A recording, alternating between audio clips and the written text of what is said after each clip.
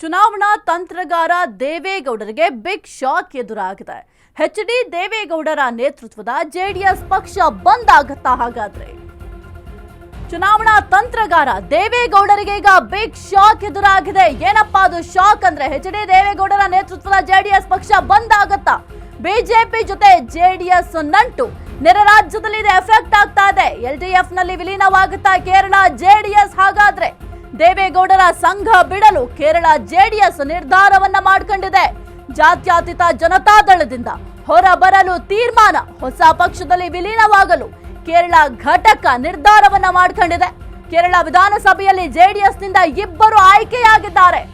ಆದ್ರೆ ಈ ಬಾರಿ ಚುನಾವಣೆಯಲ್ಲಿ ಪಕ್ಷ ವಿಲೀನಕ್ಕೆ ಪ್ಲಾನ್ ಮಾಡ್ಕೊಂಡಿದ್ದಾರೆ. ವಿಧಾನಸಭೆ ಎಲೆಕ್ಷನ್ಗೆ ಈಗಿನಿಂದಲೇ ಭರ್ಜರಿಯಾಗಿ ತಯಾರಿಯನ್ನ ಮಾಡ್ಕೊಳ್ತಾ ಇದ್ದಾರೆ. ಚುನಾವಣಾ ಆಯೋಗದಲ್ಲಿ ನೋಂದಾಯಿತ ಪಕ್ಷದಲ್ಲಿ ವಿಲೀನ, ಹೀಗಾಗಿ ಇಬ್ಬರು ಸದಸ್ಯರಿಗೆ ಅನರ್ಹತೆಯ ಭೀತಿ ಕೂಡ ಇಲ್ಲ. ಇನ್ನು ವಿಧಾನಸಭೆ ಚುನಾವಣೆ ಸಿದ್ಧತೆ ಮಧ್ಯೆ ಅಚ್ಚರಿ ಬೆಳವಣಿಗೆಗಳಾಗ್ತಾ ಇದೆ. ಇನ್ನು ಚುನಾವಣಾ ತಂತ್ರಗಾರ ದೇವೇಗೌಡರಿಗೆ ಈಗ ಬಿಗ್ ಶಾಕ್ ಎದುರಾಗಿದೆ. ಏನಪ್ಪಾ ಅದು ಶಾಕ್ ಅಂತ ಅಂದ್ರೆ, ಈಗ ಎಚ್.ಡಿ. ದೇವೇಗೌಡರ ನೇತೃತ್ವದಲ್ಲಿ ಒಂದು ಜೆಡಿಎಸ್ ಪಕ್ಷವನ್ನ ಕಟ್ಟಲಾಗಿತ್ತು. ಈ ಒಂದು ಜೆಡಿಎಸ್ ಪಕ್ಷವನ್ನು ಅವರ ನೇತೃತ್ವದಲ್ಲೇ ನಡೆಸಲಾಗಿತ್ತು. ಆದ್ರೆ ಬಿಜೆಪಿ ಜೊತೆಯ ಜೆಡಿಎಸ್ ನಂಟು ನೆರೆ ರಾಜ್ಯಗಳಲ್ಲಿ ಎಫೆಕ್ಟ್ ಆಗ್ತಾ ಇದೆ. ಎಲ್ಡಿಎಫ್ ನಲ್ಲೂ ಕೂಡ ವಿಲೀನವಾಗುವುದಕ್ಕೆ ಕೇರಳ ಜೆಡಿಎಸ್ ನವರು ನಿರ್ಧಾರ ಮಾಡ್ಕೊಂಡ್ರೆ ಎಂಬ ಪ್ರಶ್ನೆ ಕೂಡ ಸದ್ಯಕ್ಕೆ ಮೂಡ್ತಾ ಇದೆ. ಎಸಿ ಕುರಿತು ಹೆಚ್ಚಿನ ಮಾಹಿತಿ ನೀಡ್ತಾರೆ ನಮ್ಮ ಪ್ರತಿನಿಧಿ ದೀಪಾ. ಸದ್ಯಕ್ಕೆ ಜೆಡಿಎಸ್ ಪಕ್ಷ ಬಂದ್ ಆಗುತ್ತಾ ಎಂಬ ಪ್ರಶ್ನೆ ಸದ್ಯಕ್ಕೆ ಮೂಡ್ತಾ ಇದೆ. ಯಾಕೆಂತಂದ್ರೆ ಈಗ ಜೆಡಿಎಸ್ ಪಕ್ಷವನ್ನ ತಳಮಟ್ಟದಿಂದ ಸ್ಟ್ರಾಂಗ್ ಮಾಡಬೇಕು ಅಂತ ದೇವೇಗೌಡರು ಒಂದ್ ಕಡೆ ಸರ್ಕಸ್ ಮಾಡ್ತಾ ಇದ್ದಾರೆ. ಆದ್ರೆ ನೆರೆ ರಾಜ್ಯಗಳಲ್ಲಿ ಇಲ್ಲಿ ಮಾಡ್ಕೊಂಡಿರುವಂತಹ ಮೈತ್ರಿ ಎಫೆಕ್ಟ್ ಆಗ್ತಾ ಇದೆ. ಏನೆಲ್ಲ ಅಪ್ಡೇಟ್ಸ್ ಇದೆ ಒಂದು ವಿಚಾರಕ್ಕೆ ಸಂಬಂಧಪಟ್ಟಂತೆ ದೀಪಾ?